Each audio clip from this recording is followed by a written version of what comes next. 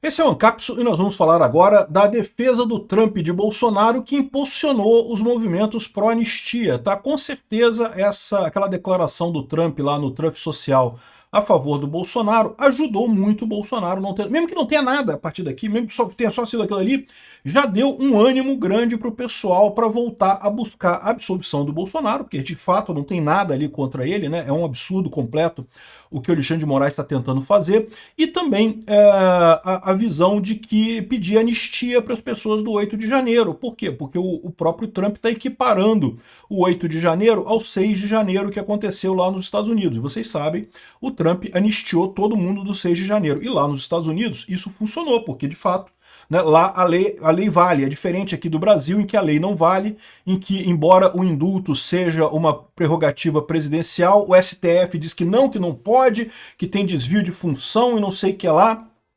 Então, essa é a situação. Vamos entender em que pé está a anistia e qual a possibilidade disso ser votado no Congresso nos próximos dias, né? Bom, essa notícia foi sugerida por um dos 213 milhões de tiraninhos, Bolsolavo e várias outras pessoas. Obrigado aí ao pessoal que sugeriu notícias lá no nosso site, no visãolibertaria.com. E obrigado a você que está assistindo o nosso vídeo. Se você gosta do nosso conteúdo, por favor, deixe o seu like e se inscreva aqui no canal, né? Pois bem, a defesa do Trump, a Bolsonaro impulsionou esses movimentos pró-anistia, né? O pessoal está comentando aqui que deu um ânimo todo grande nisso daqui. A mera manifestação do Trump abriu um canal de esperança para os apoiadores de Bolsonaro, que veem nesse gesto a possibilidade de pressão internacional. Além disso, o movimento pela anistia dos envolvidos no evento de 8 de janeiro, que parecia engavetado no projeto, no Congresso, ganhou novo fôlego. Na verdade, em momento algum, isso estava engavetado, tá? O que estava acontecendo era justamente que o Hugo Mota, para fazer acordo com o governo federal, estava segurando esse tema por enquanto, mas uma vez que o governo federal decidiu abrir guerra contra o Hugo Mota, né, o Hugo Mota estava se sentindo novamente tentado a botar para votar isso daí, né? E o analista que foi entrevistado aqui pela CNN ressalta que a declaração chega no momento oportuno para Bolsonaro, que está debilitado por orientação médica, impossibilidade de cumprir a agência intensa de compromisso no país e coisa e tal.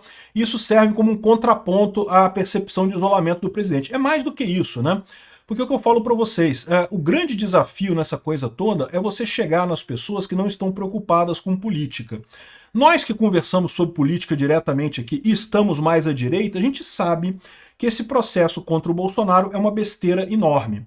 O pessoal da esquerda também sabe que esse processo é uma besteira enorme, mas eles não vão dar o braço a torcer, não, tem que condenar, golpe de Estado e não sei o que lá e coisa e tal, porque é o partidarismo deles, né?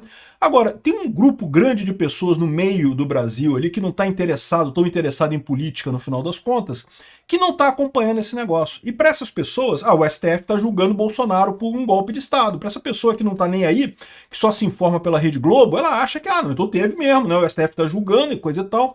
Essas pessoas, elas vivem de pouca informação que sai da bolha, que fura da bolha, né? E aí, essa fala do Trump certamente furou a bolha, meu amigo. O pessoal pode querer, pode não querer, furou a bolha.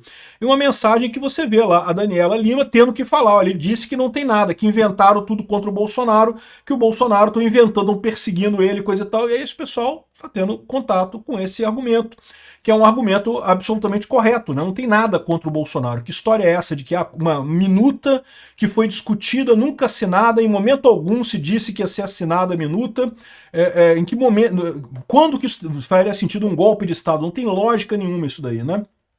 Enfim, no final das contas isso deu um ânimo, certamente deu um ânimo para o pessoal da direita, e a perspectiva é que tenha mais coisa acontecendo por aí, o que vai dar mais ânimo ainda, né? E aí vem a dúvida, em que pé está o PL da anistia? Como a gente falou alguns dias atrás, depois da briga do Hugo Mota com o Lula por questão do IOF, o Hugo Mota está se mostrando mais razoável nessa questão da anistia, tem sido mais propenso a botar para votar anistia, né? Já tem voto anistia. Se botar para votar, passa no Congresso, né? E pode servir, inclusive, como um instrumento de pressão do Hugo Mota, não só contra o Lula, mas contra o STF também. Porque lembra, agora que o Alexandre de Moraes segurou o negócio lá, que vai estar na mão do Alexandre de Moraes, o Hugo Mota tem que pressionar não só o Lula, mas pressionar o Alexandre de Moraes também. Que negócio é esse? Se você votar essa porra do IOF, a gente vai botar anistia aqui, né? Aqui, ó, o líder do PL já prevê data para votação da anistia na Câmara, né? Aqui, ó, o líder do PL, Sóstenes Cavalcanti, prevê que o projeto da anistia dos condenados de 8 de janeiro deve ser levado para votação no plenário na última semana antes do recesso que se inicia em 18 de julho. Ou seja, ele está falando na semana que vem. Essa semana agora, a outra semana já é a última semana antes do recesso, que é a semana seguinte, né? Então aqui, ó, acredito que o presidente Hugo Mota deve fazer uma reunião de líderes quando voltar da viagem. O Hugo Mota está lá no Gilmar Palusa, em Portugal. E isso deve ter, esse projeto deve ser colocado para votar, né? O projeto, que vem sendo costurado de maneira sigilosa por Hugo Mota, teve o Bolsonaro com um dos poucos nomes que apreciou o texto. Ele não deve ser contemplado. O Bolsonaro em si não vai ser contemplado pela medida, né? A ideia é contemplar o pessoal do 8 de janeiro, as pessoas que estavam lá na manifestação do 8 de janeiro, que fizeram quebra-quebra lá, e de novo, vai contemplar a questão do golpe de Estado e ataque às instituições, aquele 359 letra que o pessoal está acusando lá, que são os crimes maiores. Ou seja, eles vão continuar sendo responsáveis por quebra-quebra, vidraça quebrada, os prejuízos que eles causaram ali, eles continuam sendo responsáveis, mas a grande maioria deles já até cumpriu a pena para esse tipo de coisa, porque são penas pequenas de dano, né? Então, já estariam todo mundo livre, já estaria todo mundo liberado nessa história. O golpe de Estado em si teria se tirado, né? Enfim, integrantes do governo Lula, no entanto, avaliam que se Mota pautar a anistia, aumentará a crise com o executivo e ainda comprará desgaste com o STF. Mas aí que tá, isso serve exatamente como uma maneira de pressionar. Por quê? Porque o Hugo Mota pode votar para votar na Câmara, para mostrar que tem condição de votar, e a coisa vai parar no Senado, sendo que o Senado, da mesma forma, tem voto para passar no Senado. Isso tem que ser aprovado na Câmara e no Senado. Então isso funciona muito bem como uma maneira de indicar para o Lula e para o STF que, olha só, a Câmara é um poder independente, a gente tem independência aqui. Em princípio, não muda nada, porque vai ficar parado no Senado, mas se o Lula fizer mais uma lambancinha dele, se o STF fizer mais uma lambancinha a favor do Lula, o Senado aprova também, porque eu tenho certeza que tem voto para passar no Senado também, né? Aqui, ó, novo texto do PL da anistia deve incluir foragidos no exterior, né? Vocês sabem, algumas pessoas fugiram, são exilados, né? Se exilaram tanto na Argentina, outras nos Estados Unidos e coisa e tal.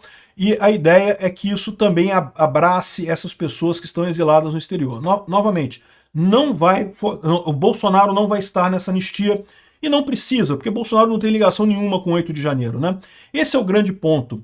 O Alexandre de Moraes, ele sabe que se não tiver o 8 de janeiro, ele não tem nada para acusar de golpe. A verdade é essa. Bolsonaro não fez nada, ele não deu golpe, não tentou nada, né? Ele precisa dessa confusão do 8 de janeiro para tentar alguma coisa contra Bolsonaro. No momento que anistiar o pessoal do 8 de janeiro, isso acaba beneficiando o Bolsonaro também, né? E com esse apoio do Trump na história toda, ficou muito positivo realmente. Os brasileiros que estão sendo julgados de extradição lá na Argentina, vocês lembram, não é pelo Milei, foi o Axel Kicillof, que é o governador da província de Buenos Aires, que é do partido da Cristina Kirchner, que foi ministro da Economia da Cristina Kirchner, que é, portanto, esquerdista, é aliado do Lula, que começou essa perseguição contra eles lá na Argentina, mas a coisa está na justiça. E outro detalhe, tá? Lá, tal como aqui, a palavra final é do presidente da República. Então, ainda está correndo o processo na justiça, foi suspenso o julgamento da extradição deles, mas mesmo que a justiça condene eles à extradição, é possível que o Milei barre isso. Não sei o que o Milei vai fazer, não sei se vai ter força política para barrar isso, mas ele pode barrar isso também lá, barrar a extradição desses brasileiros que estão lá na Argentina, né? Agora, de qualquer forma, o PL da anistia deve contemplar essas pessoas e deve dar anistia para todo mundo. Vamos aguardar se o Hugo Mota bota para votar. Eu acho que seria realmente uma boa medida para mostrar ao Lula e ao STF que, poxa, peraí, a Câmara tem o direito de votar as coisas, é o direito constitucional da Câmara isso daqui, né? O Pedro Rousseff, lá o filho da Lula, lá da Dilma, né? É filho ou sobrinho da Dilma, não sei.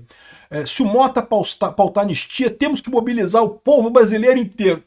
Beleza, isso daí, Rousseff, mobiliza o povo inteiro.